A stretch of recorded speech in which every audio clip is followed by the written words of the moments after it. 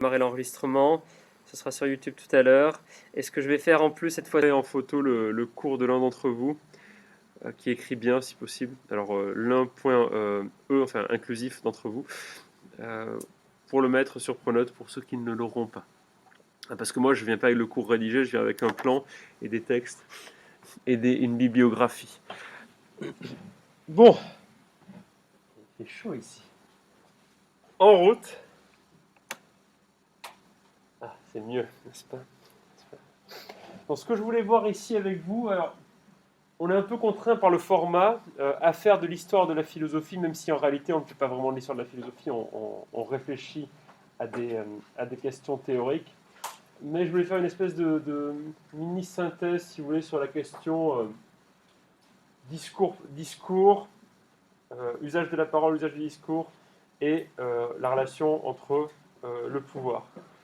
Et donc vous comprenez bien que ces questions-là sont des questions d'ordre politique, et par là, donc ça vous servira d'une espèce de support de course qu'on va faire là. On va faire un mini-chapitre qui portera sur la relation entre le discours et le pouvoir politique. Donc on va l'appeler de manière assez simple, hein, le discours est-il un instrument du pouvoir politique?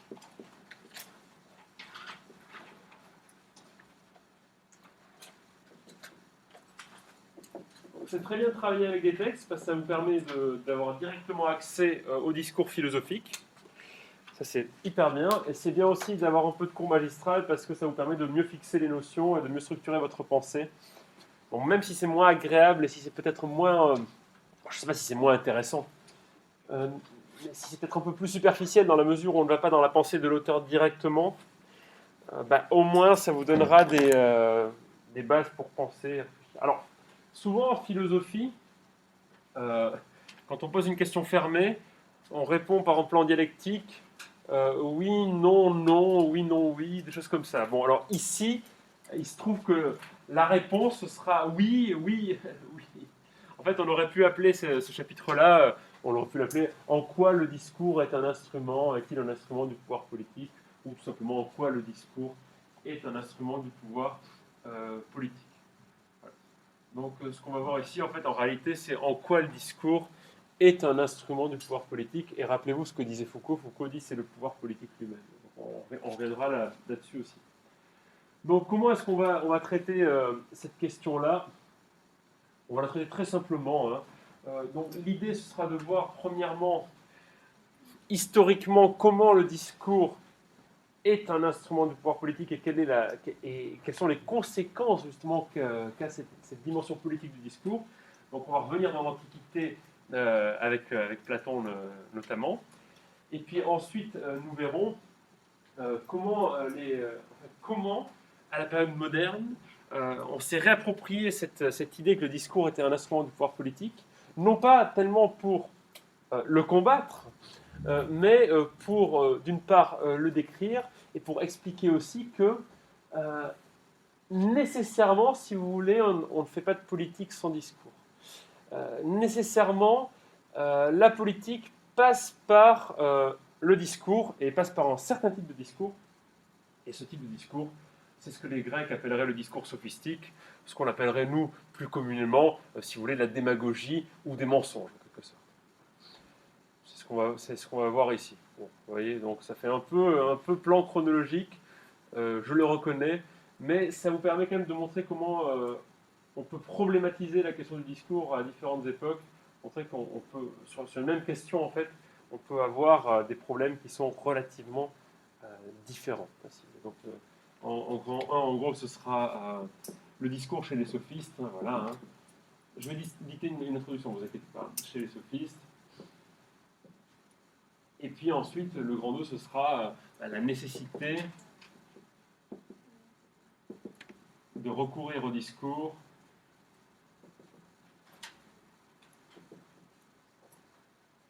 dans l'exercice du pouvoir politique.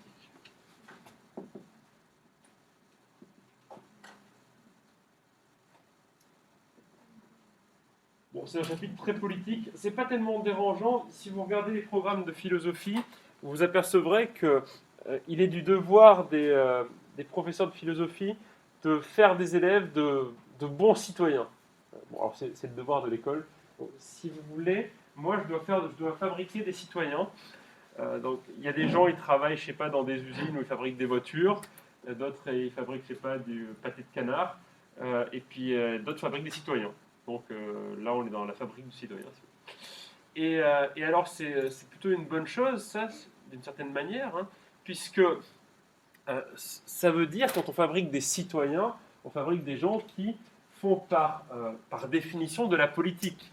Ah, vous savez que le mot cité, ça vient du grec. J'ai entendu? Non. Ah, je souffre peut-être d'hallucinations auditives. Ah, ça vient du grec polis, hein, et vous voyez que police, c'est aussi l'étymologie du mot politique. Donc, la politique, si vous voulez, c'est quelque chose. J'ai un type de langage, je dis souvent si vous voulez. La politique, si vous voulez, c'est quelque chose de central dans la citoyenneté. C'est quelque chose qui est même l'essence de la citoyenneté. Et l'école, bien, c'est un lieu d'enseignement de la politique en cela que vous êtes censé sortir de l'école en étant des citoyens éclairés, c'est-à-dire capables de prendre des décisions. Imaginez que vous aurez le droit de vote à la sortie de votre lycée. Certains qui auront redoublé une fois ou deux ou cinq l'ont peut-être déjà. Et dans ce cas, quand vous prenez des décisions, quand vous votez ou vous prenez des décisions politiques, vous êtes censé les prendre à la lumière d'une certaine connaissance. Alors je ne dis pas qu'il y a un savoir politique, hein, c'est pas la question, il n'y a pas de savoir politique à proprement parler. Mais il y a des savoirs sur des objets politiques. Et évidemment, si vous ne connaissez pas ces objets politiques, vous pouvez difficilement prendre des décisions. Et donc vous pouvez difficilement exercer votre citoyenneté correctement. Vous comprenez bien qu'on ne demande pas aux kidam dans la rue de résoudre des problèmes mathématiques pointus et compliqués ou des problèmes scientifiques ou des problèmes physiques. Pourquoi demanderait-on aux kidam dans la rue de s'exprimer sur la politique s'il n'a aucune éducation politique? Vous voyez bien qu'il y aurait un problème. Avant-hier encore, je demandais à mes élèves de terminale générale quel est le contraire de la vérité. Ils m'ont tous répondu le mensonge. J'aurais fait lever la main, je les ai fait voter. Qui pense que c'est le mensonge? Votez. Ah, ils votaient comme ça tous. Oui, c'est le mensonge, le contraire de la vérité. Bon, le contraire de la vérité, c'est plutôt l'erreur. Hein, ouais. Et je leur ai dit, vous voyez, vous comprenez, il y a un problème là. Si on donne à la majorité le pouvoir de décider, la majorité peut décider n'importe quoi. La preuve, vous êtes en train de décider tous à l'unanimité absolument n'importe quoi. Bon, les questions politiques sont des questions importantes, puisque si on n'a aucune connaissance en politique, on n'a aucune légitimité, si vous voulez, à s'exprimer en politique. C'est un peu le problème, vous voyez, la politique c'est devenu, mais ça on en parlera dans le point 2, hein, la politique c'est devenu une espèce de champ dans lequel tout le monde se croit légitime à s'exprimer et à donner son opinion, alors que ce sont des opinions qui ne sont fondées sur rien. Ça on en parlera dans le grand 1. Donc vous voyez, c'est pour ça que ces questions-là sont importantes. Bref, mais on va juste noter une petite introduction. Donc, en guise d'introduction, donc vous marquez l'introduction. On va juste noter quelques définitions rapidement, hein, avant l'introduction, enfin, avant qu'on rédige l'introduction. Hein. Donc, notez la définition de politique. Donc, quand même, alors, cette définition n'est pas exhaustive. Hein, si on voulait définir la politique, il faudrait qu'on y consacre quelques années. Donc on va donner une petite définition. Donc vous notez politique, donc 2 points, du grec polis, virgule, la cité. Du grec polis, virgule, la cité. La politique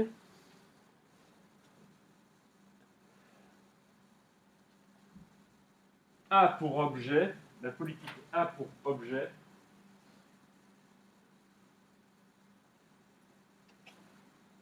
les affaires de la cité.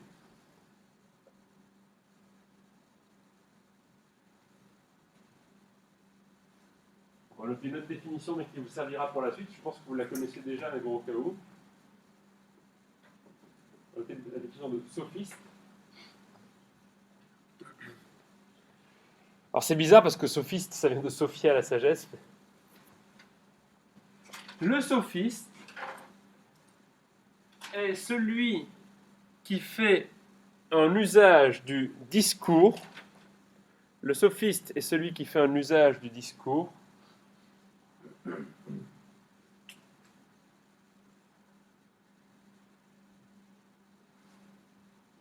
dans le but de conquérir un pouvoir. Dans le but de conquérir un pouvoir. Pouvoir politique ou non. Dans le but de conquérir un pouvoir. Voilà. Le discours sophistique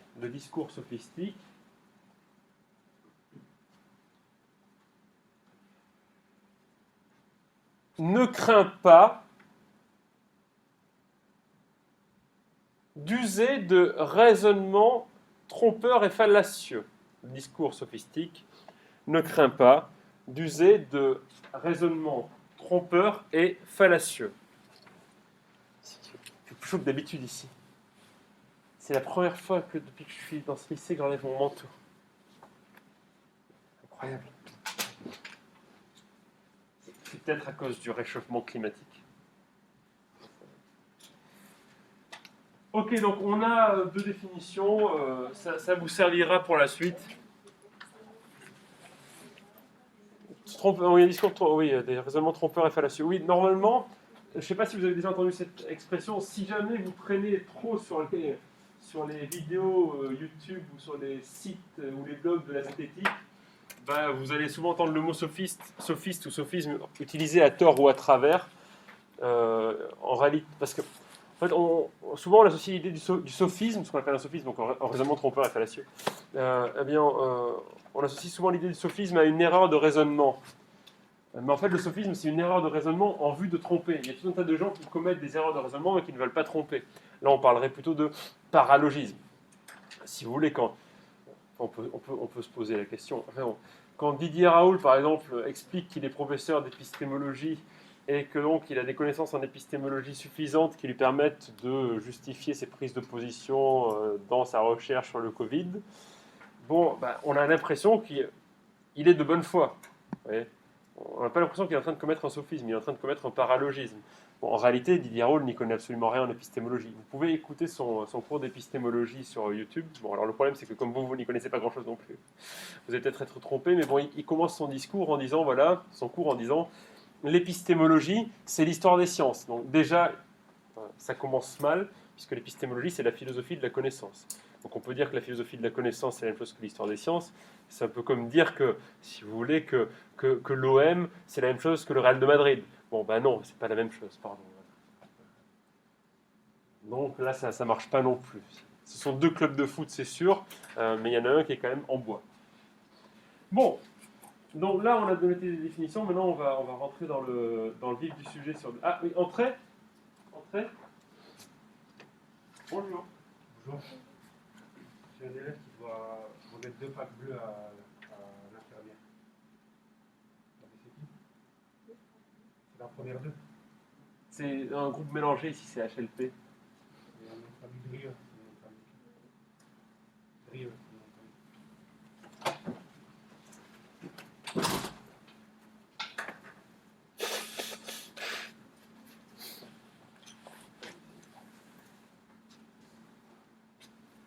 Merci. Bon, alors on va noter l'introduction maintenant. On peut y aller. De fait, pour ceux qui prononcent les T, de fait ou de fait, le discours est un instrument politique. De fait, le discours est un instrument politique.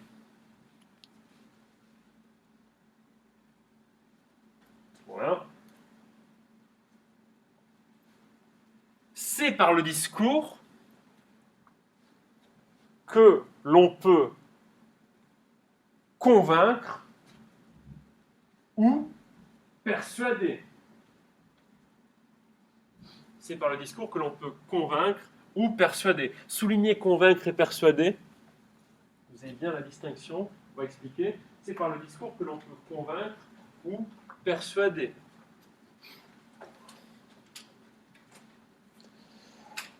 faut bien distinguer les deux parce que quand on parle de convaincre, on parle d'utiliser des arguments rationnels pour réussir à rallier les autres à nos idées. Quand on parle de persuader, il s'agit d'utiliser des sophismes et de la démagogie pour rallier les autres à nos idées.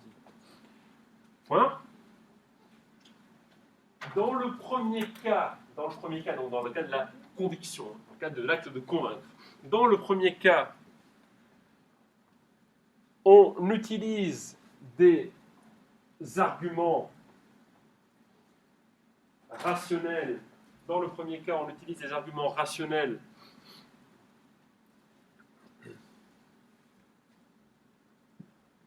en vue de rallier les autres à nos idées.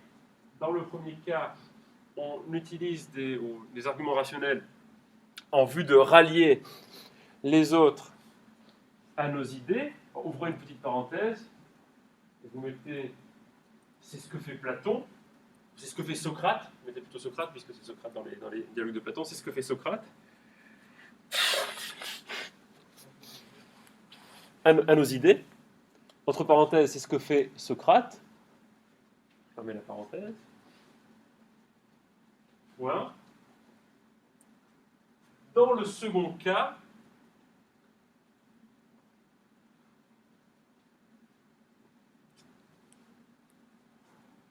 on use du prix, dans le second cas, on use du prix et de démagogie.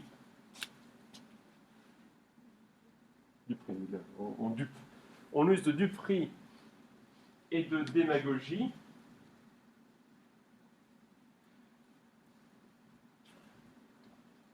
afin de se rallier l'opinion d'autrui. Afin de se rallier l'opinion d'autrui.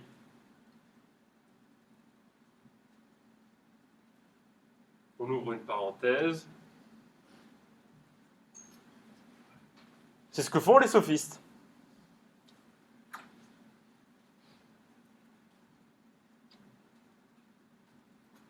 Voilà. Alors, juste arrêtez d'écrire une seconde. S'il y en a parmi vous qui lisent Platon, vous allez me faire une objection immédiate, c'est que Platon utilise systématiquement, enfin dans les traductions qu'on en a en tout cas, alors moi comme le grec ancien c'est un truc qui est très loin derrière moi, je ne pourrais pas vous dire ce que ça donne dans le texte original, mais Platon utilise systématiquement le mot persuader lorsque Socrate prend la parole. Socrate dit que j'essaie de persuader les gens. C'est un peu bizarre parce qu'effectivement Socrate utilise quand même des arguments rationnels, donc il est plutôt dans l'acte de convaincre que de celui de persuader. Donc on est un peu embarrassé avec ça, si vous voulez. C'est peut-être pas très important pour vous peut-être, mais si jamais certains d'entre vous lisent Platon un jour, vous ferez cette objection dans votre esprit sans doute. Point. Alors, point. Historiquement,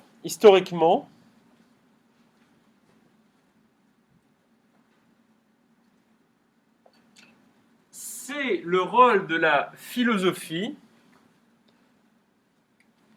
Historiquement, c'est le rôle de la philosophie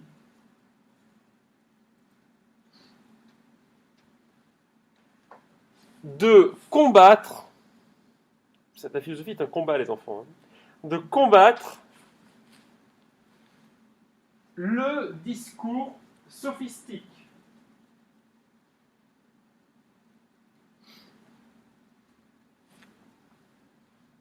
Point. Chez les Grecs, avec un G majuscule, puisque ce sont les Grecs, comme peuple, chez les Grecs,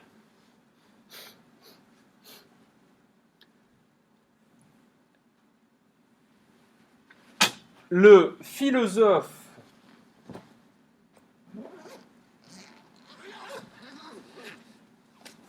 oppose la raison. Chez les Grecs, le philosophe oppose la raison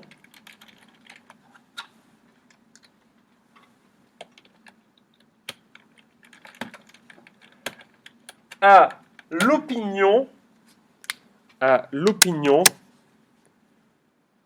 que promeut le sophiste.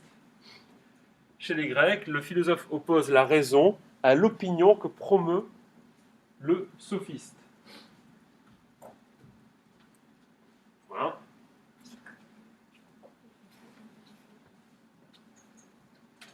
la philosophie est donc un discours. La philosophie est donc un discours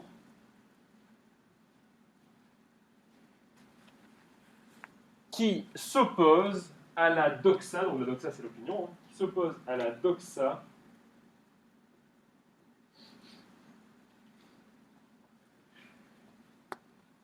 et à ses préjugés.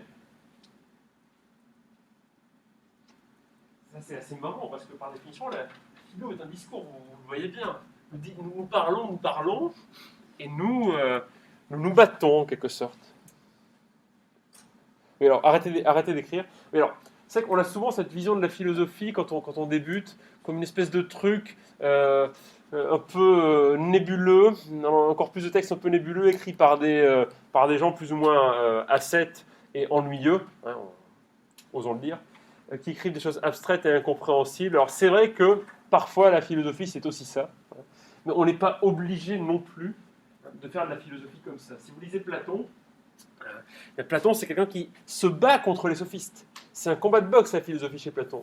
Si vous lisez Nietzsche, beaucoup plus tard, hein, puisqu'on est au XIXe siècle, Nietzsche, c'est quelqu'un qui se bat contre certains philosophes. C'est un combat, la philosophie. Il y a la philosophie un peu mollassonne, si vous voulez. On la retrouve chez des gens comme, je sais pas, moi... Non, je ne vais pas donner de nom là parce que les gens ne seront pas d'accord. Bon, comme chez Descartes, ou comme chez Leibniz, ou comme chez, je sais pas, chez Hegel, ou non, pire que Hegel, Fichte, Schelling, tous les idéalistes allemands. Et puis il y a la philosophie de combat, si vous voulez, chez Platon, Schopenhauer, Nietzsche, Karl Marx, Michel Foucault, enfin des gens qui sont pas H24 sous Xanax, quoi, si vous voulez. Et donc qui sont là pour se battre, quoi. Et pas pour être là en train d'acquiescer systématiquement devant la grandeur des idées des autres, même si ces idées n'ont aucun intérêt. Bon, voilà. Donc, si en tout cas elles ne sont pas motivées par des arguments suffisants. En réalité, si vous lisez Descartes et Leibniz, il y a aussi du combat chez eux. Leibniz, il tire à balles réelles sur John Locke, enfin bon, vous voyez, c'est pas toujours joli ce qui se passe. Donc, il faut bien avoir cette idée-là, c'est que la philosophie c'est un discours, ce discours-là exprime un pouvoir, ce pouvoir s'oppose à un autre discours qui a lui-même un pouvoir, c'est celui de l'opinion en fait, c'est le pouvoir de la raison entre guillemets, je prêche pour ma paroisse, contre le pouvoir de la déraison, le pouvoir de l'opinion. C'est la raison pour laquelle d'ailleurs, c'est bien que vous commencez en première, souvent quand on prend les élèves en terminale, en philosophie, ils ont un désir très important de donner leur opinion personnelle. Alors pourquoi ont-ils ce désir ? Je n'ai pas envie de faire de la psychologie de comptoir, mais si vous voulez, on peut très bien se représenter ce à quoi ressemble l'école jusqu'au moment où on commence à faire de la philosophie. Alors je vais vous dire à quoi elle ressemble, à peu près. Peut-être que vous n'êtes pas d'accord avec ça. Si vous n'êtes pas d'accord, n'hésitez pas à vous exprimer, bien sûr. Bon, l'école, en fait, vous allez à l'école, vous apprenez des choses, vous les répétez. Alors ça, c'est très bien, parce que comme ça, vous pouvez apprendre à lire, vous pouvez apprendre à écrire, vous pouvez apprendre à compter. Et évidemment, s'il n'y a pas ce mécanisme d'apprentissage, répétition, ce mécanisme, enfin, ce travail de perroquet, en quelque sorte, eh bien, vous ne pouvez pas avoir les bases qui vous permettent de réfléchir. Bon. Le fait est que maintenant, une fois que vous avez ces bases, on vous demande de continuer à faire le perroquet. Donc vous allez en cours d'histoire, vous apprenez, vous répétez. Vous allez en cours de, je sais pas, de SES, vous apprenez, vous répétez. Vous allez en cours de mathématiques. On a vidé quasiment tous les mathématiques de la substance du raisonnement, donc on apprend, on répète. Là, on peut très bien réussir en mathématiques ou en physique sans rien comprendre à ce qu'on fait. C'est très facile. Il suffit juste de répéter les raisonnements et de remplacer les valeurs. Essayez de faire ça en physique, vous verrez, ça marche très bien. Bon, c'est mieux de comprendre. Et donc, on arrive en philosophie, on se dit, ah, ça y est, enfin, on va pouvoir dire ce qu'on pense. Voilà, puisque c'est le but de la philosophie, vous l'aurez compris, hein, dire ce qu'on pense. Et donc les gens là ont un très fort désir de donner leur opinion. Et là, c'est le drame. C'est le drame. Pourquoi c'est le drame ? Parce que on confond souvent justement l'opinion, qu'on appelle l'opinion personnelle, avec le raisonnement fondé et la réflexion personnelle. Oui, alors, je sais, si parmi vous il y en a qui lisent Bourdieu, vous me direz oui, mais Bourdieu distingue l'opinion collective de l'opinion publique de l'opinion personnelle. Mais bon, oublions Bourdieu un instant, et disons que on confond souvent cette opinion que l'on croit être personnelle avec la réflexion personnelle. Sauf que le problème de l'opinion, c'est qu'elle n'est pas très personnelle. J'avais fait cette expérience il y a 4 ans dans un lycée du sud de la France, où des élèves de terminale ES voulaient absolument donner leur opinion personnelle dans leur copie. Alors je leur avais dit d'accord, faisons cela. Je leur avais donné un devoir d'1 heure sur une question très très bateau, bonheur, désir, enfin un machin comme ça. Ouais. C'est pas très important.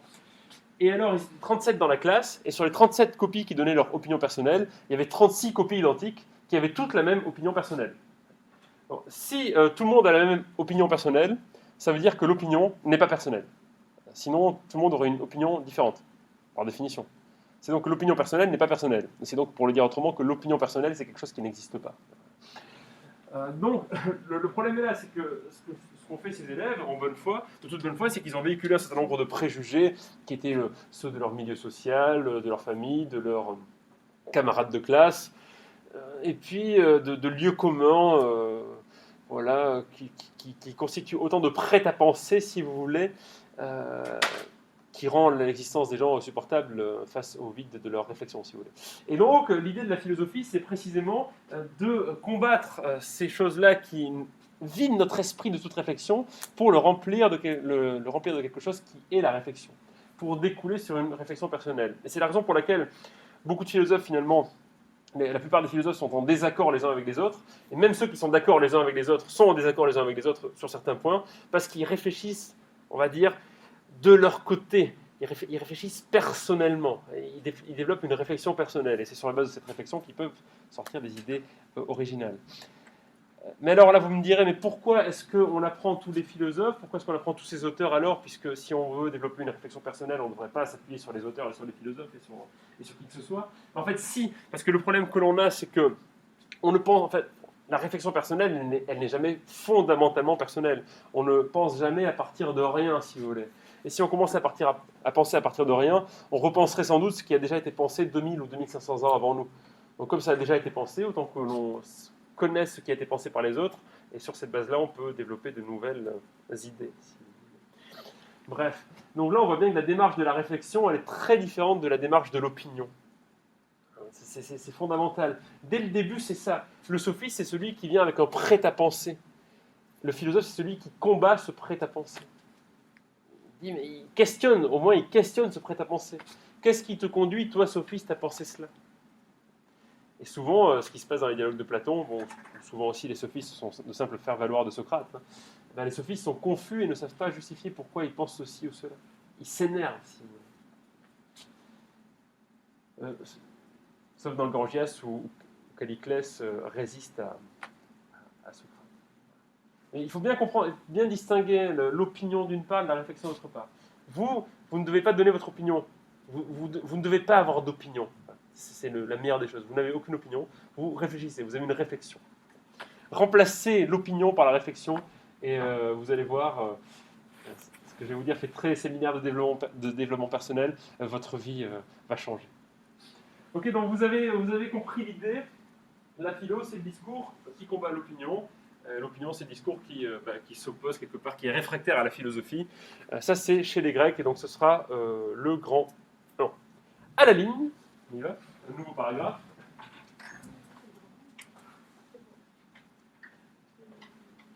Du reste, il n'est pas certain que le discours rationnel, du reste, il n'est pas certain que le discours rationnel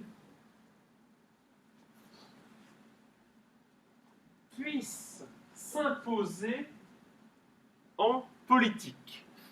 Du reste, il n'est pas certain que le discours rationnel puisse s'imposer en politique. Point.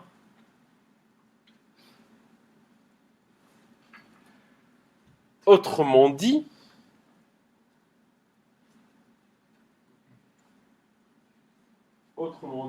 il se peut que la politique soit nécessairement, même si l'hypothèse est peut-être un peu forte, mais bon, soit nécessairement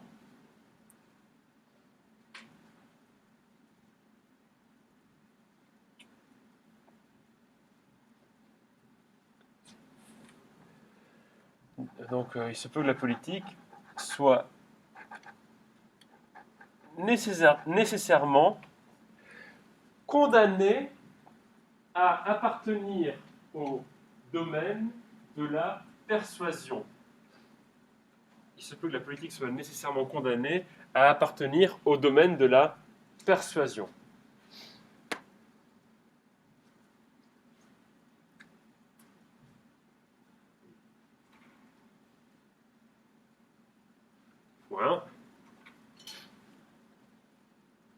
Si tel est le cas, c'est la doxa qui façonne les idées politiques.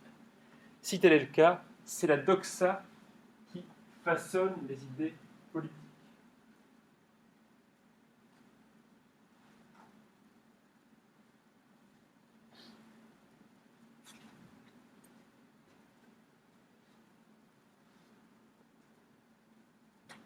On va noter un exemple, soyons fous. Exemple.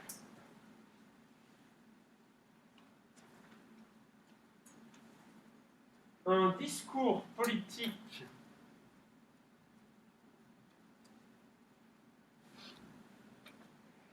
s'achevant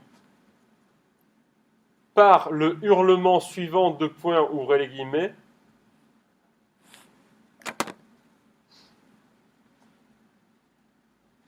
Un discours politique s'achevant par le hurlement suivant. Alors, je prends celui-là parce qu'il est emblématique, mais on pourrait prendre beaucoup d'autres. Par le hurlement suivant, deux points, ouvrez les guillemets. Parce que c'est notre projet et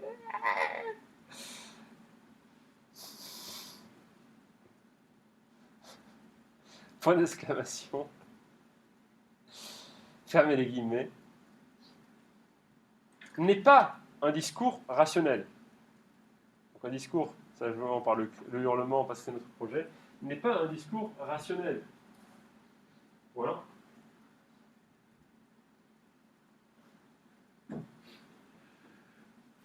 Pourtant, c'est un discours qui fédère. On ne peut pas dire le contraire, ça marche. Pourtant, c'est un discours qui fédère.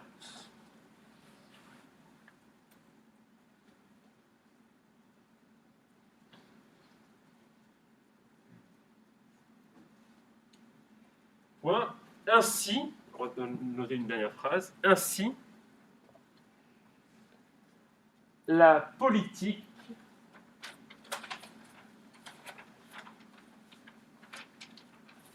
est-elle peut-être nécessairement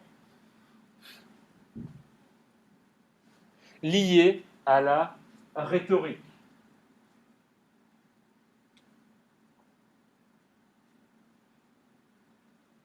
Oui.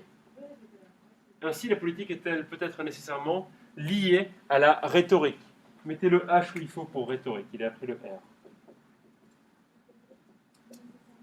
Liée à la rhétorique.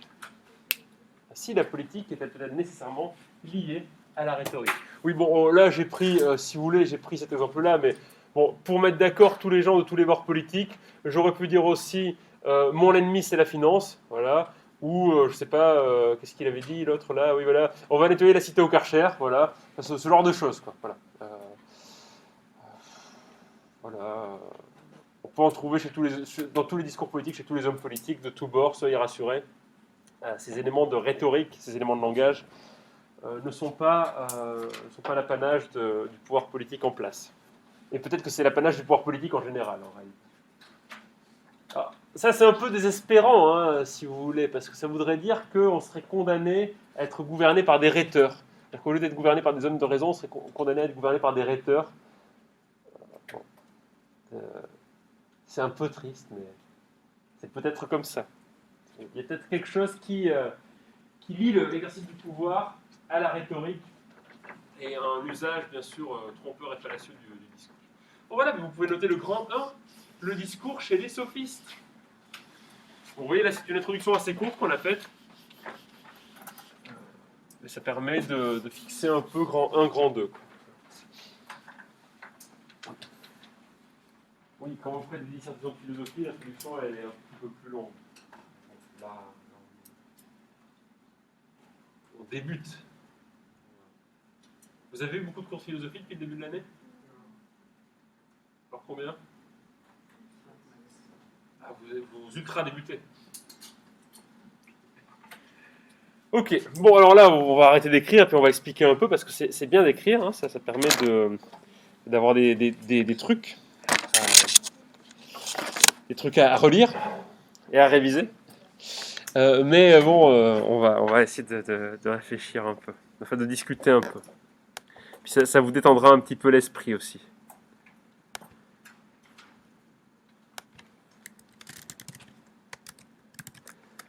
Alors, hop. Parce que là, attendez, j'ai Audacity qui est en train de planter. Je voudrais juste le faire déplanter. Qu'est-ce qui se passe?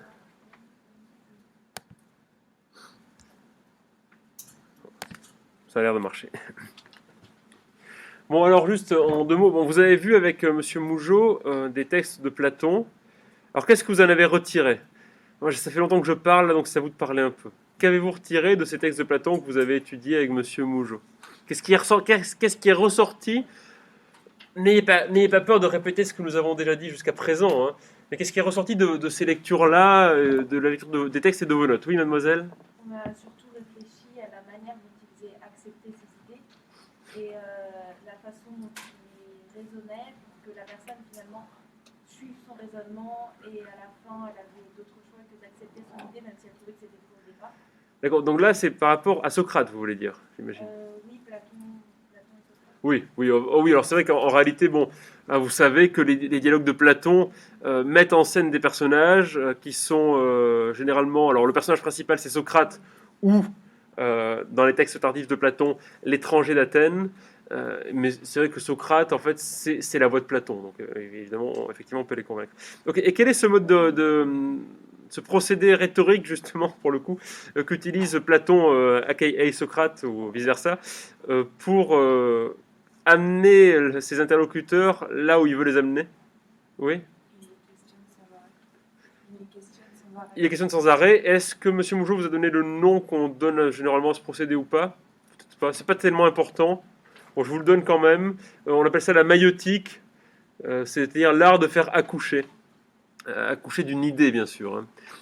Oui, donc c'est vrai que Socrate a cette tendance à harceler ses interlocuteurs de questions et pour les faire arriver là où lui a envie qu'ils arrivent. Alors, évidemment, il y a un problème qui est inhérent au dialogue de Platon, c'est que souvent, et ça c'est quelque chose qui, si vous lisez l'œuvre complète traduite chez Flammarion par Luc Brisson, enfin entre autres, bon, bah, ce que dit Brisson dans son introduction, c'est que bon, bah oui, on sait bien que les personnages qui discutent avec Socrate sont des faire-valoir des idées de Socrate.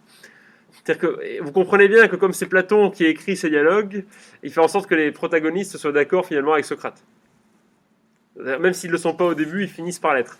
Alors ce que je vous ai dit tout à l'heure, c'est que il y a une exception à cela, c'est Calliclès dans le Gorgias, qui n'est pas d'accord avec Socrate. Alors bon, ils sont en train de discuter de la nature du désir et de la nécessité de retenir ou non ces désirs, du caractère sage ou non de contenir nos désirs, voire d'empêcher nos désirs, de maîtriser, contrôler nos désirs, réfréner nos désirs.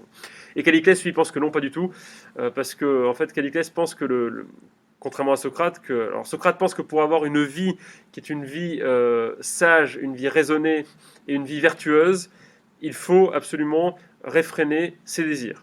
Et Calliclès lui dit, mais non, le désir, c'est la vie elle-même, et donc réfréner le désir, c'est réfréner la vie elle-même. Bon, alors, ça ne veut pas dire qu'on est obligé d'adhérer à toutes les thèses de Calliclès, hein, qui peuvent être extrêmement violentes, mais là, il y a un désaccord de fond qui subsiste, assez étrangement. Mais sinon, c'est vrai que dans tous les cas, Socrate fait en sorte que le dialogue sont écrits de telle manière à ce que les protagonistes soient d'accord avec Socrate. Enfin, même dans le banquet, Alcibiade, Alcibiade arrive complètement bourré en fait dans le banquet. Et donc, il arrive en insultant Socrate, si vous voulez. Et donc Socrate arrive à le tempérer, mais Alcibiade n'est quand même pas fondamentalement d'accord avec lui à la fin. Bref, donc là, vous avez retenu ça du point de vue de Socrate. Mais est-ce que vous avez retenu autre chose du point de vue des adversaires de Socrate, justement? Donc oui, Socrate, Platon, conduit par la rhétorique les gens à toujours être d'accord avec lui. Là encore, il ne faut pas oublier qu'on est dans un dialogue écrit par Platon. Mais ce qui peut être intéressant, c'est le discours de ses adversaires, en fait. Peut-être plus intéressant que le discours de Socrate lui-même. Oui, mademoiselle? Ça fait un peu écho à ce que vous disiez tout à l'heure avec Socrate qui s'énerve. généralement, au fur et à mesure des questions, ils acceptent et ils disent oui, c'est vrai, enfin, vous avez raison et tout, mais ils s'énervent au fur et à mesure comme s'ils rechignaient à répondre aux questions alors qu'ils sont d'accord. Oui, et si on pouvait même aller encore un petit peu plus loin, alors on pourrait prendre plusieurs directions, là j'en prends une qui n'est pas la direction nécessaire, hein. Mais Socrate, finalement, quel sort lui ont réservé les sophistes? Est-ce que vous savez ça? Quel sort a été réservé à Socrate par les sophistes? Qu'est-ce que les sophistes ont fait à Socrate en fait? C'est dans un dialogue de Platon, ça. Oui. Ils l'ont fait condamner à mort, c'est ça. Alors, c'est Socrate c'est Socrate lui-même qui a préféré être condamné à mort qu'être exilé. Hein, dans un dialogue qui s'appelle l'Apologie de Socrate, c'est un dialogue de Platon, c'est un dialogue qui raconte le procès qu'ont fait les sophistes, enfin, que fait la cité d'Athènes, un procès qui a été initié par des sophistes à Socrate. Et donc on accuse Socrate d'avoir prononcé des paroles impies, anti-religieuses. Bon, déjà, vous voyez, les religieux étaient déjà très énervés à cette époque-là, hein, ça date pas d'aujourd'hui, ni d'hier. Et aussi d'avoir perverti la jeunesse. Perverti la jeunesse, bien sûr, en lui insufflant des idées impies, vous l'aurez compris. Et donc, on comprend bien que ces arguments sont complètement infondés. Alors Socrate se justifie en disant que non, il a été voir l'oracle d'Apollon, que lui a toujours été fidèle à ce que lui disait l'oracle d'Apollon. Alors je ne vais pas vous raconter toute l'apologie de Socrate, mais bon. L'idée c'est que l'oracle d'Apollon lui a dit, non, mais toi tu comprends, Socrate, tu disposes d'un savoir qui est supérieur à au savoir de tous les autres êtres humains et tous les autres citoyens d'Athènes, évidemment. Le divin Socrate. Et Socrate dit, mais non, moi je n'y crois pas. Et alors pourquoi est-ce que moi, Socrate, je questionne les autres? Parce que je suis en train d'essayer de voir si il n'y a pas chez les autres un savoir qui est supérieur au mien ou qui est différent du mien ou qui pourrait conduire mon savoir à changer par rapport à l'opinion ou aux idées ou aux réflexions d'autrui. Bon, alors évidemment, dans les dialogues de Platon, Socrate ne se remet jamais véritablement en question. Donc évidemment, il n'y a pas de savoir qui dépasserait celui de Socrate. Et donc, en fait, c'est pour ça que Socrate questionne les gens. Et sur la question de la perversion de la jeunesse, Socrate fait remarquer aux sophistes que, contrairement à eux, lui, ce qu'il fait, c'est qu'il les questionne pour les faire réfléchir, alors que les sophistes, eux, qu'est-ce qu'ils font? Ils enseignent moyennant finance, contre un montant très très important, enfin contre beaucoup d'argent, ils enseignent un prêt-à-penser aux gens de la cité. Et donc on voit bien que là, il se passe quelque chose qui ne convient pas aux sophistes, c'est-à-dire que les sophistes, eux, ce qu'ils voudraient, c'est pouvoir faire leur business tranquillement en vendant leur prêt-à-penser à des gens qui sont prêts à les croire sur parole. Et quand quelqu'un débarque comme ça pour dire non mais ce que vous enseignez Trasimac, ce que vous enseignez Tête ou Trucmuche, c'est peut-être un petit peu faux. Ce que vous enseignez Protagoras, c'est faux. C'est faux, et puis je vais vous dire pourquoi. Puis vous allez vous-même comprendre pourquoi, puisqu'on va discuter ensemble. Et puis en plus, ce qui est bien, c'est qu'on va comprendre pourquoi. Et moi, Socrate, je ne vous fais pas payer. C'est gratuit. Je suis quelqu'un de sympa. Moi, Socrate. Donc évidemment, les sophistes, ils ne peuvent pas aimer ça. Bon, le plus simple, c'est de faire un procès stalinien à Socrate pour faire en sorte qu'il se taise à jamais. Voilà. Mais ça, c'est pas nouveau, si vous voulez. Mais bon, l'apologie de Socrate, c'est vraiment l'illustration du pouvoir du discours en politique. Et même de la domination du pouvoir irrationnel en politique sur le pouvoir rationnel. La raison est très secondaire. Bon, on va faire une petite pause puisque c'est 25, ça ressonnera dans 5 minutes. Et on reprend dans 5 minutes. C'est reparti. Oui, donc, vous voyez, chez les Grecs, c'est que le discours des sophistes est lui-même intéressant parce qu'il est le discours du pouvoir politique. C'est quelque chose qui apparaît dans beaucoup de dialogues de Platon, alors même dans certains dialogues apocryphes. Prenez l'Alcibiade par exemple. L'Alcibiade, c'est Alcibiade qui vient voir Socrate et qui lui dit voilà, Socrate, j'ai envie, moi, de m'engager dans la vie politique d'Athènes. Socrate lui dit en es-tu sûr? Alcibiade lui dit oui. Socrate lui dit es-tu certain que tu disposes du savoir nécessaire pour pouvoir t'engager dans la vie politique d'Athènes? L'autre lui dit oui. Socrate lui dit quel est ce savoir? L'autre lui dit je ne sais pas trop. Vous voyez bien qu'il y a un problème. Déjà, il y a un problème. Et finalement, ils arrivent tous les deux à la conclusion, là, parce qu'Alcibiade, ce coup-ci, n'est pas complètement bourré, à la conclusion selon laquelle, peut-être qu'Alcibiade, il ne sait pas trop quelles sont les qualités nécessaires, les savoirs nécessaires pour faire de la politique. Et que, par conséquent, il n'est pas légitime pour faire de la politique. Que, par conséquent, il ne devrait pas faire de la politique. Donc, là, Alcibiade, si vous voulez, il est face à ses propres contradictions. Mais le problème, c'est que concrètement, le discours rationnel, il ne s'impose pas en politique. Il s'impose dans les utopies. Vous lisez La République de Platon. Platon vous explique que voilà, oui, imaginez que vous êtes à bord d'un bateau. À bord de ce bateau, il y a plusieurs types de personnes. Il y a des marins, il y a un capitaine, bien sûr. Il y a des marchands, des prostituées, des voyageurs. Il pose la question, voilà, à qui avez-vous envie de donner la barre du bateau? Est-ce que vous voulez le donner aux marchands, à la prostituée, aux voyageurs ou au capitaine? Bon, évidemment, vous n'avez pas envie de donner la barre à n'importe qui, si vous voulez que le bateau arrive à bon port. Et ça, c'est un peu, si vous voulez, la métaphore de la vie politique. Le gouvernail doit être gouverné par celui qui sait gouverner. Il ne doit pas être gouverné par n'importe qui. On ne donne pas le gouvernail à n'importe qui. Et en fait, Socrate reproche un peu à ses contemporains de donner le gouvernail à n'importe qui, de donner la barre à n'importe qui. Donc oui, de manière indirecte, le gouvernail, si vous voulez. Donc, voilà, et ça l'a conduit quand même à se faire condamner à mort. Bon, alors, vous allez noter un petit peu. Voilà, vous avez déjà parlé de ça en plus. Les sophistes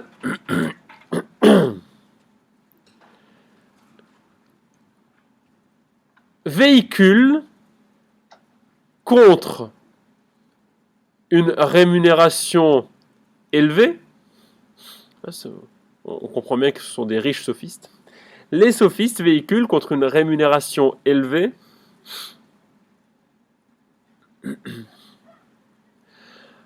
un discours servant de prêt-à-penser philosophique et politique.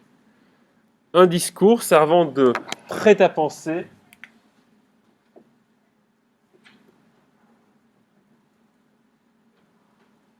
philosophique et politique. Si vous voulez, si la réincarnation devait exister, aujourd'hui les sophistes se seraient réincarnés soit en homme politique, soit en coach de développement personnel. Pour vous faire une espèce de, de comparaison anachronique. Prêt à penser, oui, philosophique et politique. Contre rémunération, bien sûr. Point. Le sophiste n'encourage pas à réfléchir,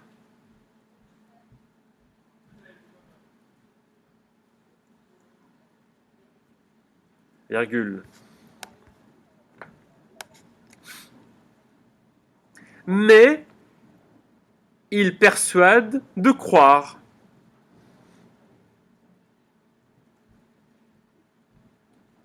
Il est dans la croyance, si vous voulez.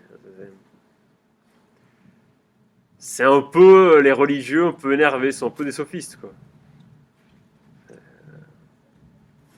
On croit des trucs. Il y a des raisonnements quand même chez les... Alors, point. Les sophistes habillent cependant leur croyance de raisonnement trompeur.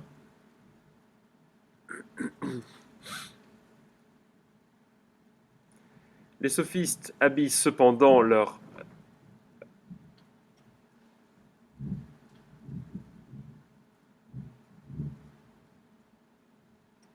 discours, je sais plus ce que je dis.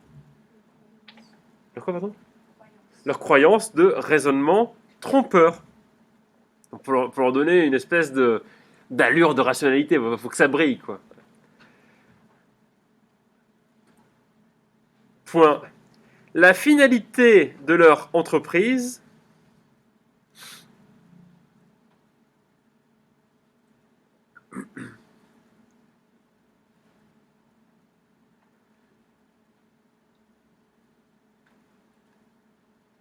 La finalité de leur entreprise est la prise du pouvoir politique.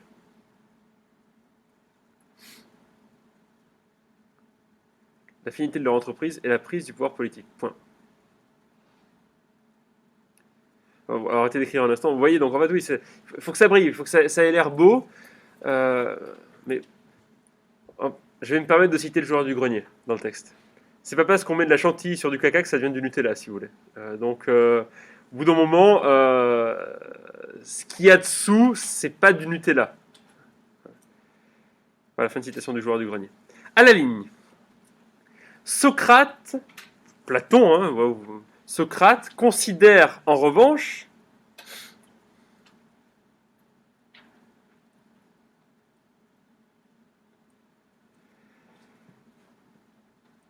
que les sophistes ne sont pas légitimes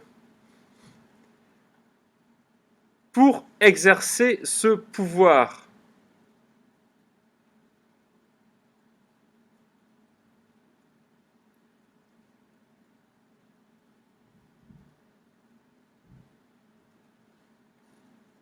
Point. Leur discours, en effet, ne véhicule aucun savoir. Leur discours, en effet, ne véhicule aucun savoir.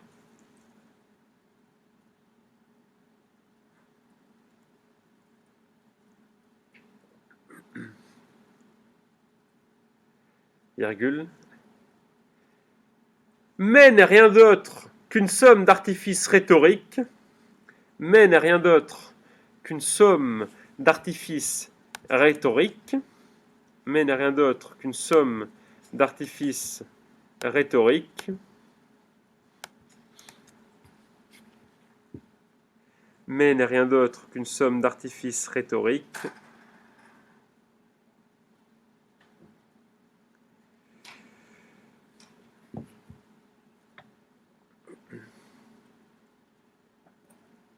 dont la seule finalité est de séduire leur auditoire.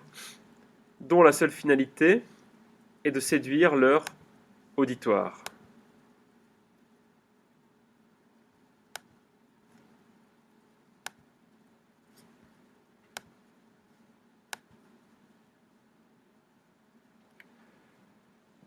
Eh oui. Eh oui. Point. Or, si on a des prétentions politiques,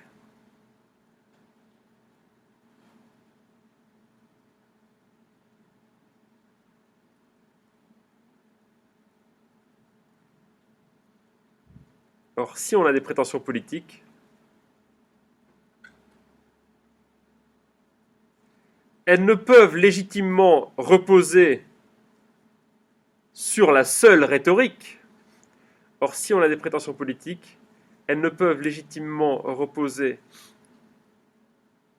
sur la seule rhétorique. Or, si on a des prétentions politiques, elles ne peuvent légitimement reposer que sur la seule rhétorique, virgule,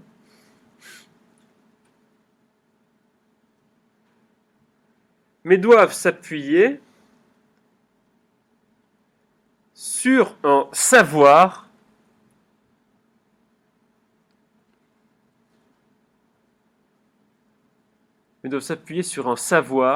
de la chose politique. Point.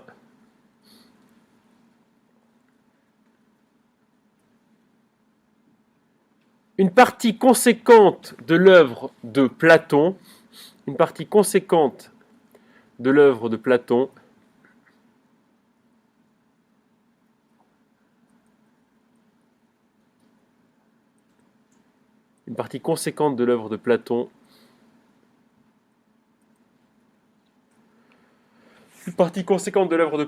constitue une recherche de ce savoir.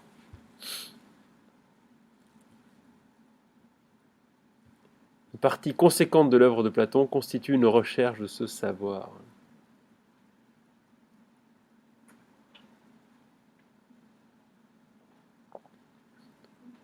Point. Une partie conséquente de l'œuvre de Platon constitue une recherche de ce savoir. Point. Cette recherche arrache le discours philosophique. Cette recherche arrache le discours philosophique.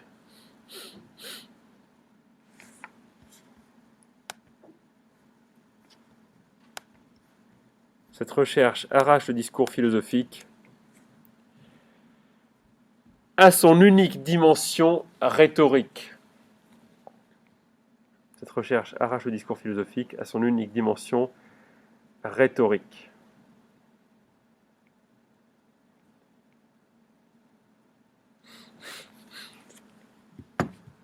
Voilà. Oh, pardon. J'ai pas bu de café ce matin. Ok, bon là, on voit bien que le discours n'est pas quelque chose d'uniforme, hein, quelque chose qui est clairement orienté dans une direction, mais c'est quelque chose qui, au service d'un pouvoir dans tous les cas.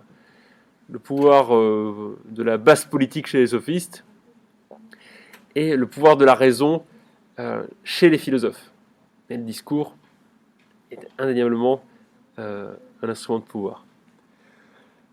Ok, bon, donc là, on l'a bien compris, hein, on a d'une part les sophistes, d'autre part Socrate, qui poursuivent des buts différents.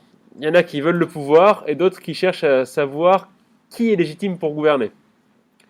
Bon alors, bon, c'est pas dans le programme, donc je vous en parle ici, vous verrez ça l'année prochaine, dans tous les cas. Bon, alors pour Socrate, en fait, pour Platon, ce qui rend légitime quelqu'un pour gouverner, c'est la vertu.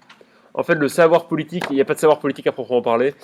Ce qu'il faut posséder pour bien gouverner, c'est la vertu, d'après Platon. Voilà. Bien sûr, il va de soi que les sophistes sont dépourvus de vertu, pour une raison qui est très simple, c'est qu'ils ne recherchent pas la vertu. Et ceux qui recherchent la vertu, donc ceux qui sont vertueux, ce sont les philosophes. Donc, pour Platon, ceux qui sont légitimes pour gouverner, ce sont les philosophes. Voilà. Imaginez un monde qui serait gouverné par des philosophes. Et ce serait quand même hyper cool. C'est-à-dire que les gens, avant de prendre des décisions, vous savez ce qu'ils feraient ? Ils réfléchiraient. Donc ils réfléchiraient, puis après ils prendraient des décisions. Alors, la limite de ce système-là, évidemment, c'est que peut-être qu'ils ne prendraient jamais de décision. Ils passeraient leur temps à réfléchir. Et puis, à force de réfléchir, ils ne décideraient pas. Donc, bon, bah, dans ce cas-là, ce serait peut-être un peu moins enviable. Ce serait un monde plein d'inertie. Je sais pas. Les taoïstes déjà distinguent le philosophe presque de l'homme politique, puisque le taoïste refuse de s'engager en politique. Vous lisez le Lao Tzu, vous lisez le Chuang Tzu, vous voyez bien que ce qu'ils vous disent, c'est bon, bah, le rôle du politique, c'est de laisser faire. C'est pas de décider, donc. Il ne doit pas décider. C'est quand le politique devient vraiment mêlé au philosophe qu'il devient incapable de décider, en quelque sorte. Je ne sais pas si vous avez vu ce film-là qui a été primé au César, Alice et le maire. Ce film dans lequel Fabrice Lucchini interprète le rôle d'un maire de Lyon complètement lessivé, un peu vieux, enfin qui ressemble assez au maire de Lyon actuel d'ailleurs, hein, vieux et lessivé, et qui embauche alors à la différence du maire de Lyon actuel, qui embauche une philosophe pour l'aider à renouveler ses idées. Et puis cette philosophe finit par lui dire, oui mais le rôle du prince et celui du philosophe ont toujours été distincts. Le philosophe réfléchit, le prince décide. L'un semble exclure l'autre. Et c'est la raison pour laquelle finalement le rôle politique dans la cité de Platon s'est toujours limité, enfin de Socrate s'est toujours limité à poser des questions, alors que le rôle politique des sophistes a été celui de gouverner justement. C'est peut-être triste, mais c'est comme ça. Bon, alors vous notez, vous allez à la ligne et puis vous notez.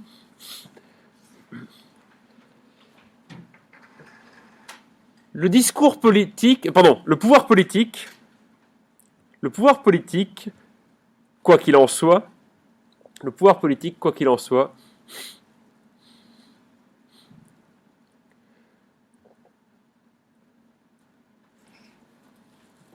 n'appartient pas de facto aux philosophes. Le pouvoir politique, quoi qu'il en soit, n'appartient pas de facto aux philosophes. Oui, de fait. DE espace facto, c'est du latin. C'est une locution latine. Le pouvoir politique, quoi qu'il en soit, n'appartient pas de facto aux philosophes.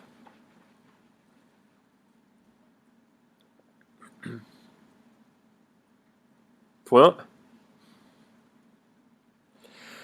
Dans les dialogues de Platon,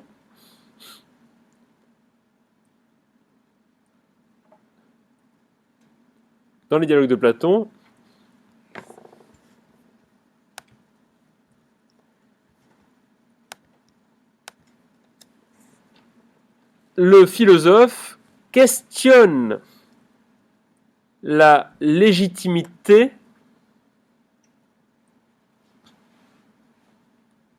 dans les dialogues de Platon, le philosophe questionne la légitimité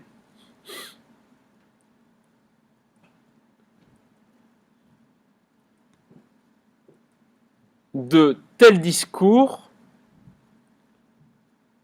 Dans les dialogues de Platon, le philosophe questionne la légitimité de tel discours à avoir des prétentions politiques.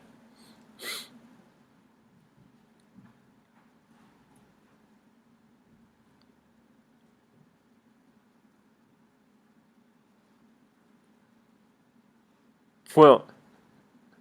La dimension politique du discours platonicien, la dimension politique du discours platonicien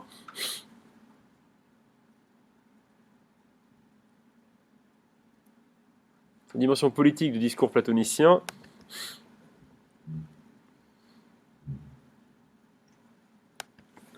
est essentiellement normative.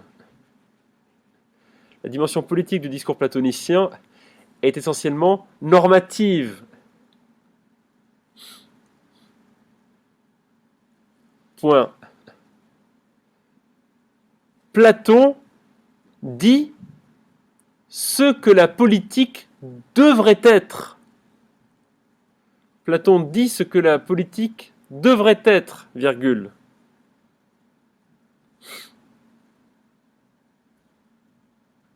Platon dit ou décrit ce que la politique devrait être, virgule.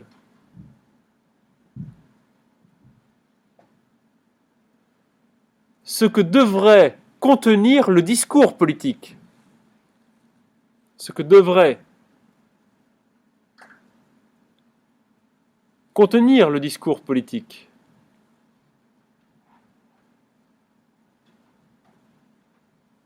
Point. Il trace les frontières de la légitimité. Il trace les frontières de la légitimité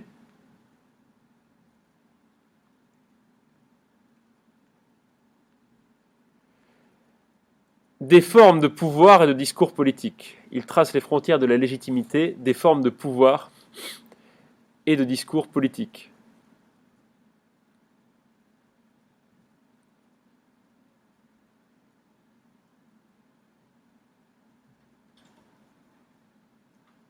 Point. Ça, je vous introduis à une distinction conceptuelle qu'on utilise souvent en philosophie, surtout en terminale. Point. Si des jurés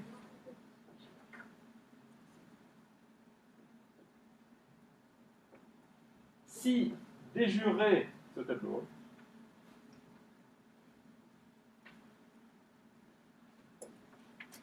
si des jurés, donc de droit,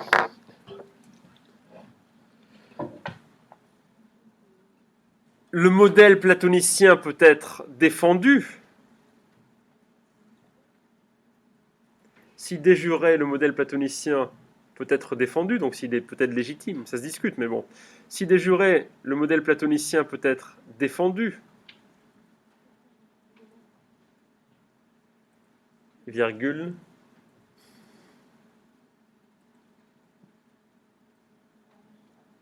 oui. le modèle platonicien peut être défendu, virgule,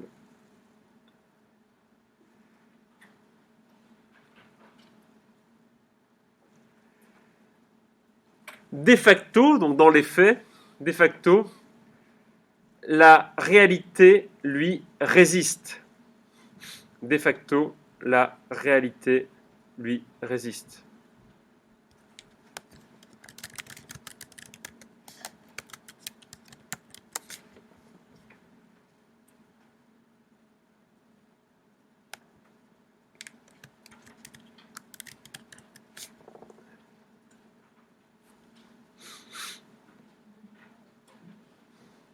Vous savez, c'est la phrase de Lénine, hein, les faits sont têtus. Et un argument de fait de cette nature en faveur de l'insurrection est plus fort que 1000 tergiversations pessimistes de nos politiciens hésitants et timorés. C'est une espèce d'appel à l'action en quelque sorte. La politique, c'est pas le domaine c'est le domaine du discours, certes, mais au service d'une action concrète en quelque sorte. Pas le domaine du discours au service du discours lui-même. Donc, bon, on peut noter à la ligne un dernier paragraphe sur cette partie qui servira en quelque sorte de conclusion. Dans les faits, virgule, c'est ce que raconte l'apologie de Socrate. Dans les faits, virgule, c'est ce que raconte l'apologie de Socrate.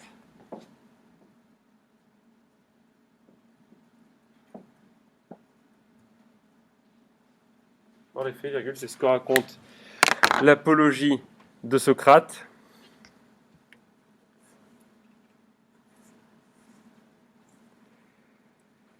Les sophistes triomphent politiquement des philosophes.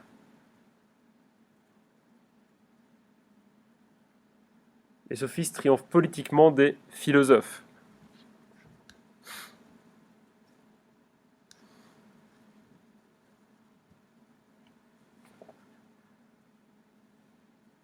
Point.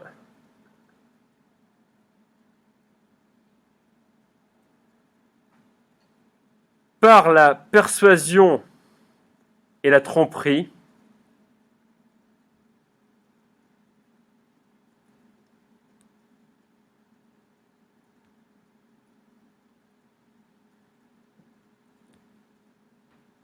ils sont parvenus à faire exécuter Socrate. Par la persuasion et la tromperie, ils sont parvenus à faire exécuter Socrate.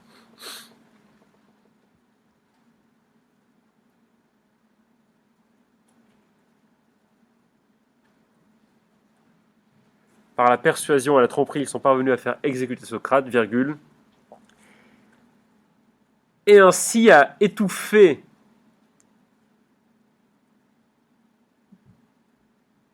la voix de la raison en politique.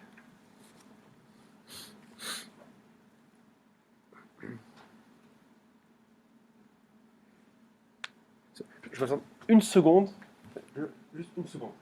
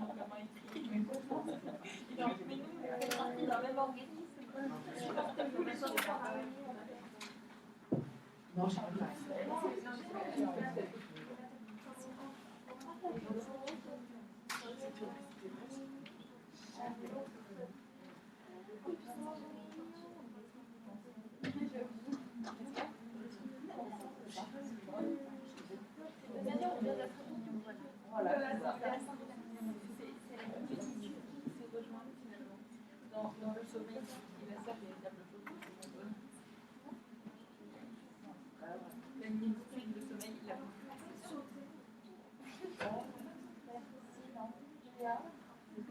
Allez, on y croit. Je viens de faire du sport en envoyant le sport.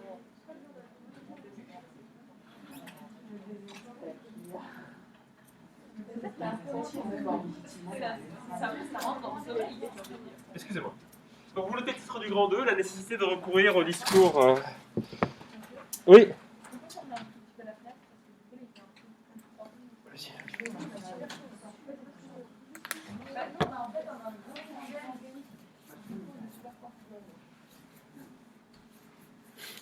Au pire, on change de fenêtre peut-être. Oui, sinon on va changer vos places.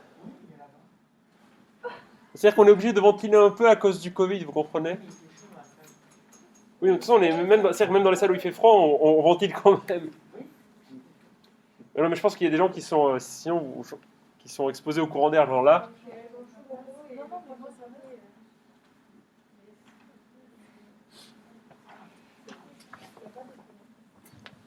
Mais vous savez,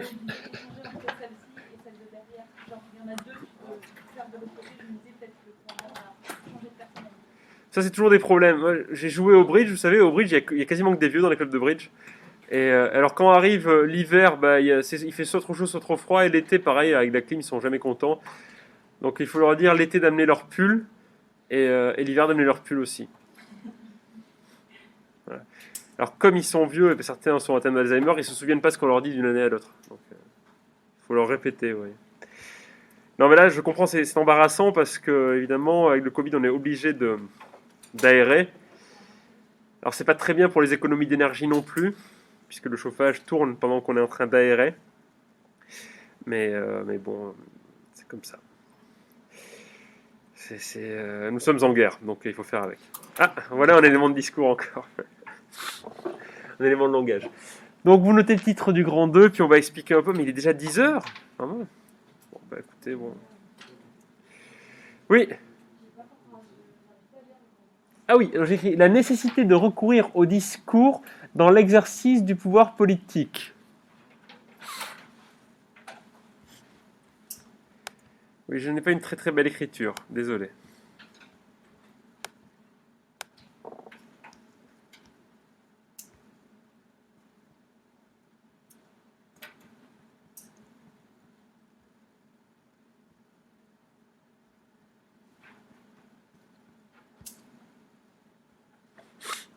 Ok, c'est bon.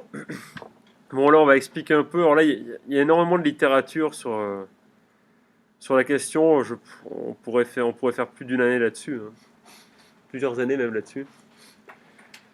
Mais bon, comme on n'a pas plusieurs années, hein, vous êtes au courant qu'on doit traiter plusieurs notions comme ça, la pêle-mêle. On va essayer de faire assez vite. Ah, donc le deuxième semestre, c'est les représentations du monde. Marrant comme notion.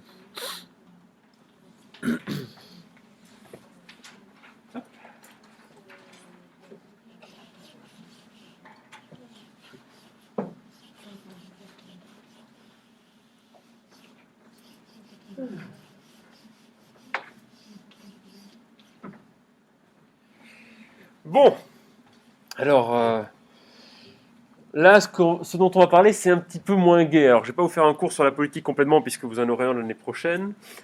Mais on va rester bien collé à la problématique liée au discours et au pouvoir politique. Bon, on comprend bien que la philosophie, ce qu'elle porte, c'est un discours rationnel. Bon, ce qui veut dire que ce qui s'oppose à un discours rationnel, c'est un discours qui est irrationnel. Bon, ça semble assez logique. La question qu'on peut se poser, c'est que est-ce que le discours rationnel peut s'imposer dans la vie politique, ou est-ce que la vie politique semble condamnée à être le théâtre d'un discours irrationnel? C'est un peu ça le problème qui nous occupe ici. Alors, il y a un philosophe contemporain qui s'appelle Frédéric Lordon. Je ne sais pas si vous le connaissez. Les militants de l'ultra-gauche le connaissent sans doute. D'ailleurs, qu'est-ce que ça veut dire l'ultra-gauche? Parce que, je ne sais plus si c'est notre ministre de l'Éducation ou un de nos ministres qui a un peu stigmatisé les partisans de l'ultra-gauche. Alors, je vais vous poser la question, qu'est-ce que c'est que l'ultra-gauche? Personne n'a une idée? Je sais pas, moi je sais pas, donc je vous demande pour que vous m'éclairiez. Parce que l'ultra-gauche, c'est pas l'extrême gauche. C'est pas la gauche non plus. Alors, est-ce qu'elle est moins extrême que l'extrême gauche? Plus extrême? Est-ce qu'elle a des caractéristiques différentes? Oui. Ben non, sinon on aurait utilisé le mot extrême gauche. Pourquoi ultra gauche? Je sais pas. Peut-être que la personne qui a prononcé cette phrase ne le savait pas non plus.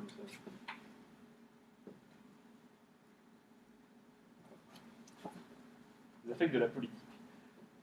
Ça, c'est sorti récemment, c'est sorti en 2016. Hop là.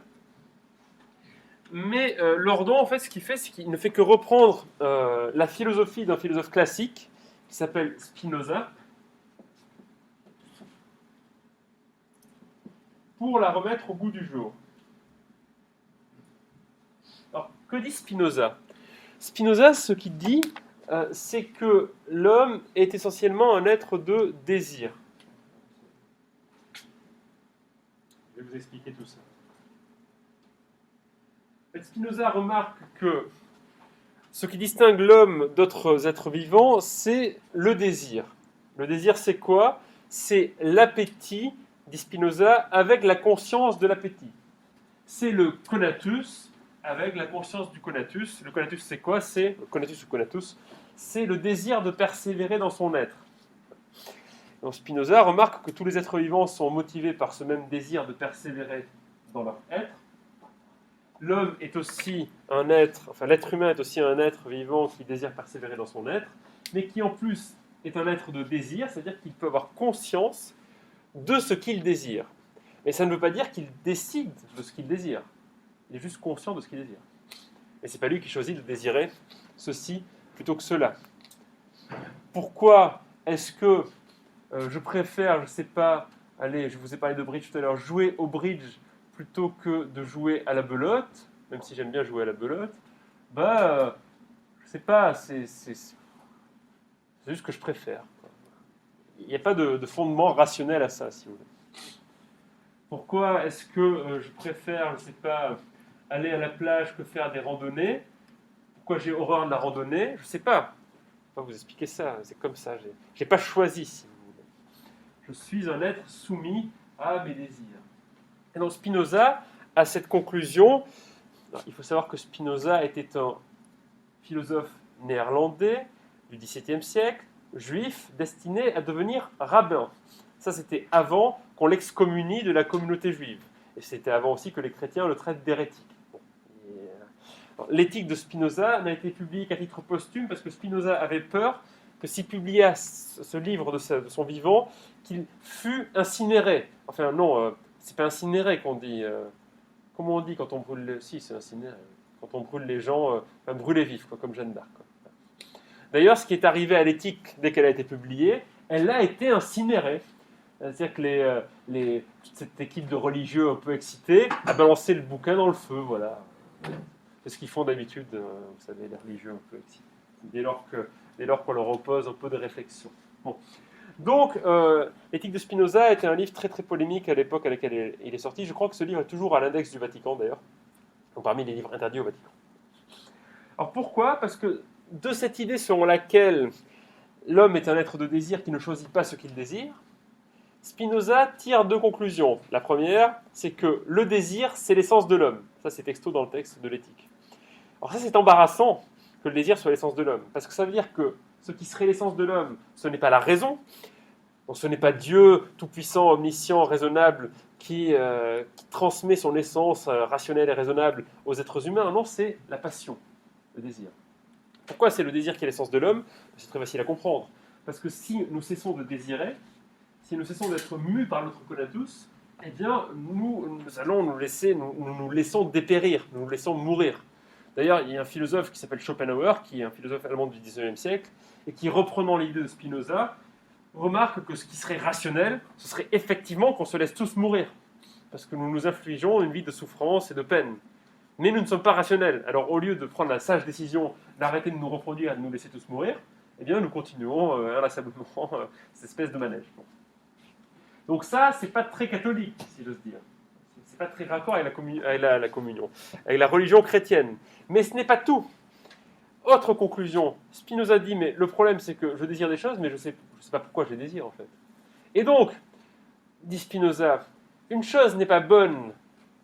Enfin, une chose, je ne désire pas une chose, pardon, parce qu'elle est bonne, mais une chose est bonne parce que je la désire. C'est le fait que je désire quelque chose qui donne une qualité supérieure à cette chose-là. Vous savez, vous n'êtes pas sans savoir, par exemple, que les Égyptiens ne désiraient pas forcément, avec une très très grande ardeur, certains métaux précieux comme l'or. Ils n'en avaient un peu rien à cirer de l'or. Pourquoi ? Ils en avaient plein. Pour eux, c'était un vulgaire caillou doré. Aujourd'hui, on désire l'or parce que c'est plus rare par rapport à une certaine demande, à un certain marché. Donc l'objet devient désirable. Pourquoi tout le monde désire l'or ? Enfin, tout le monde. Je m'exclus. Pourquoi tout le monde désire le dernier iPhone ? Parce qu'il y a une publicité autour de ce truc-là, il y a un engouement, vous voyez, c'est pas rationnel. Pourquoi, à l'avant-première au Grand Rex du dernier Star Wars, il y avait des gens déguisés en Jawa ? Vous imaginez le truc ? Non mais même lui, ça l'étonne. Des gens déguisés en Jawa, j'ai vu ça à Quotidien, qui expliquaient qu'ils étaient une bande de Jawa, une tribu venue du désert. Vous voyez bien que là, les mecs ont pété un câble. Bon, ben ça n'a rien à voir avec la raison, tout ça. Mais ils étaient contents, c'est le désir. Ouais. C'est le désir. Donc, ils trouvent que la chose est bonne parce qu'ils la désirent. Et ça, c'est pas très catholique non plus. Puisque si vous voulez pouvoir être jugé par Dieu face à la responsabilité de vos actes, il faut que Dieu, pour vous juger face à la responsabilité de vos actes, puisse juger si vous avez désiré de bonnes ou de mauvaises choses. Mais s'il n'existe aucune chose qui serait en elle-même bonne ou mauvaise, Dieu ne peut plus vous juger. Et là, ça devient compliqué pour les Juifs de venir nous expliquer ce que veut Dieu, les chrétiens ce que veut Dieu, les musulmans ce que veut Dieu. Enfin, ils sont tout ce petit monde qui sait tout sur tout, ne sait plus rien sur rien du tout. Donc, vous voyez, à partir de là, c'est compliqué. Vous comprenez pourquoi on a brûlé l'éthique et pourquoi Spinoza n'a pas voulu la publier de son vivant. Alors, quel rapport avec le discours politique ? Eh bien, Lordon récupère cette idée-là en remarquant que la politique, c'est un lieu où s'exerce le pouvoir. Bon, jusque-là, on est d'accord.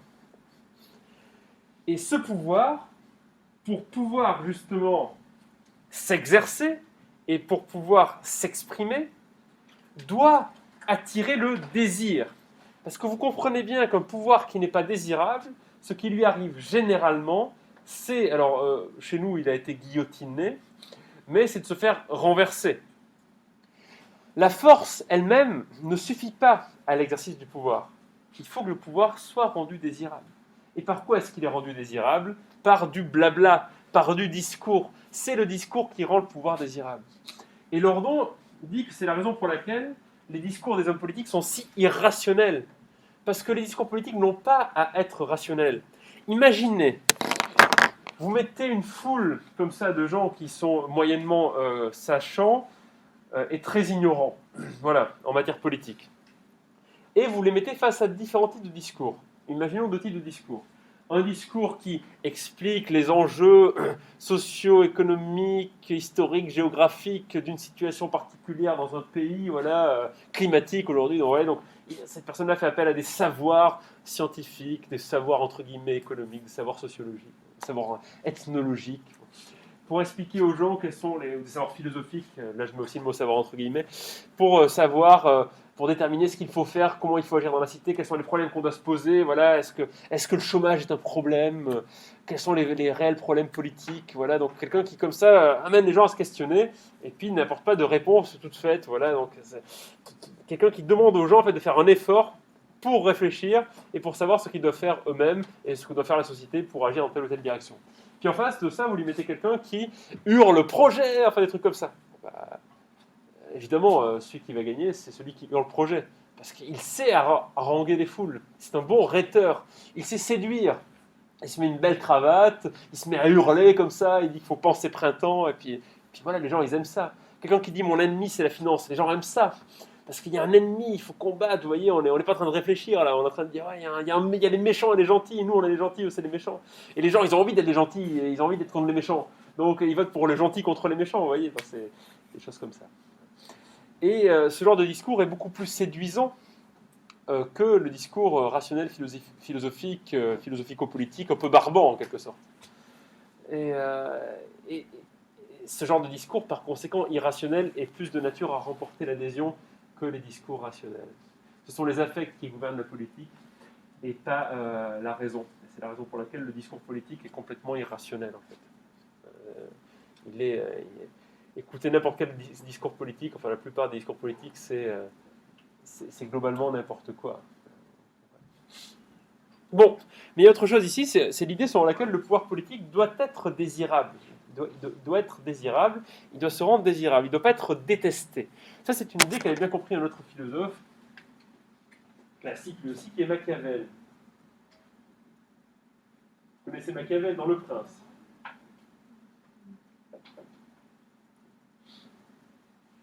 En fait, ce que remarque Machiavel, c'est que le prince, donc celui qui gouverne, ne doit pas être détesté. S'il est détesté, c'est-à-dire s'il exerce un pouvoir politique par la terreur, eh bien, il sera nécessairement renversé. Vous trouverez quelqu'un de plus malin que lui pour faire savoir aux masses populaires que voilà, celui-là qui gouverne est illégitime, qu'il faut le renverser, qu'il faut faire quelque chose, et ce quelqu'un plus malin prendra le pouvoir. Prenez concrètement l'exemple de la Révolution française. La Révolution française, vous avez une aristocratie qui arrive en bout de course au début de la Révolution industrielle, avec des aristocrates complètement déconnectés, bon, évidemment, de ce qui se passe dans la réalité. Vous avez quand même Marie-Antoinette qui fait son espèce de jardin à la Jean-Jacques Rousseau, une espèce de ferme idéale, enfin un truc complètement délirant. Et à côté de ça, vous avez une classe bourgeoise qui, elle, commence à avoir beaucoup de pouvoir économique et donc de plus en plus de pouvoir politique. Et que fait cette classe bourgeoise? Eh bien, face au discours complètement démagogique, mais à la ramasse d'une aristocratie qui finalement ne fait qu'exploiter les gens en expliquant que c'est la volonté de Dieu et que c'est comme ça, que c'est pas autrement. Voilà, donc vous naissez riche, vous devenez riche, vous naissez pauvre, vous restez pauvre, vous naissez noble, vous êtes une noble personne, vous naissez misérable, vous êtes une personne misérable. Voilà ce qu'expliquent les aristocrates. Et vous avez une bourgeoisie qui arrive et qui explique à ces gens-là, voilà, mais regardez comment ceux-là vous traitent et vous détestent. Et donc, à partir de là, le peuple peut être séduit par ce discours et se dire, voilà, on n'a pas de raison de se laisser mépriser, de se laisser détester, donc renversons ce pouvoir politique. Et là, c'est la bourgeoisie qui prend le pouvoir, donc qui fait la même chose que l'aristocratie, mais qui donne l'impression de faire autre chose. Ouais. Donc, les apparences, en fait, sont très très importantes en politique. C'est la raison pour laquelle les sophistes, en fait, sont très susceptibles de gouverner en politique. C'est un peu l'idée de Machiavel. Machiavel, ce qu'il dit, c'est que l'homme politique, il ne doit pas, surtout pas, exercer directement la terreur, mais il doit quand même l'exercer. C'est-à-dire qu'il ne doit pas non plus exercer la vertu. Pourquoi est-ce qu'il ne doit pas exercer la vertu? C'est très simple, on revient à Platon, au sophiste, celui qui défend la vertu eh bien, sera renversé par moins vertueux que lui. Donc le prince doit être terrible, doit être impitoyable, mais il ne doit pas le faire savoir. Il doit donner l'impression qu'il possède toutes les qualités morales, la sagesse, la religion, la sympathie, la bienfaisance, des choses comme ça. Mais il ne doit pas les posséder. Et donc on retrouve cette idée selon laquelle, finalement, le prince en façade se présente comme quelqu'un qui, dans son discours, est quelqu'un de pieux, de religieux, de sage, d'honnête, de bienveillant, mais qui, en réalité, est tout autre. Et là, je crois que j'en avais parlé aux autres dans le texte de Foucault, ça nous renvoie vraiment, la pensée de Foucault fait vraiment écho à cette pensée-là. Le discours de l'homme politique se présente comme étant un discours transparent, un discours de vérité, un discours d'honnêteté, un discours de raison, alors qu'en réalité, c'est un discours de mensonge, de déraison, de tromperie, de sophisme, en quelque sorte. Mais il ne peut pas vraiment en être autrement. C'est ça l'idée qui est défendue par ces auteurs. Je dirais une dernière chose, peut-être avant que vous le notiez. Il y a tout un tas d'illustrations dans une littérature de science-fiction du XXe siècle de ce genre d'idées. Je vous en donne deux pêle-mêle, mais on pourra en trouver d'autres. Si vous lisez par exemple ce bouquin de Bradbury, ça vous devez connaître quand même. Je vais essayer de l'écrire correctement, mais j'ai un gros doute sur la capacité à écrire ce mot correctement. Je crois que c'est ça. Fahrenheit 451. Ou si vous lisez Huxley. le meilleur des mondes.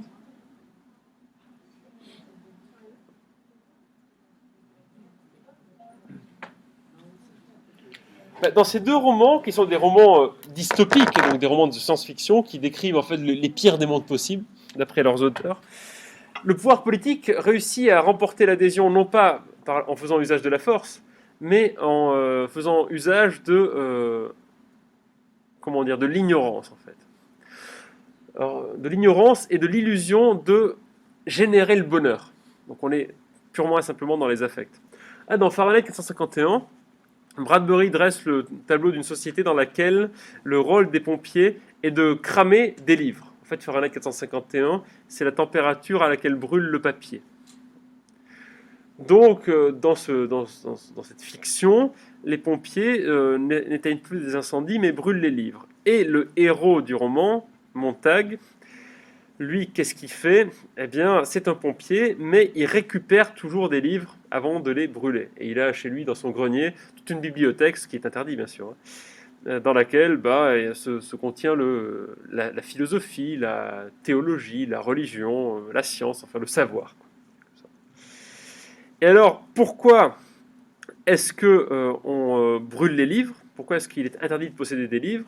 C'est très simple à comprendre. Si vous n'avez pas de livres et que tout ce que vous avez chez vous, et c'est ce qui est décrit dans Fahrenheit 451, sont des écrans à tous les murs où on vous balance de la publicité H24, eh bien, ce que l'on vous supprime, c'est le savoir.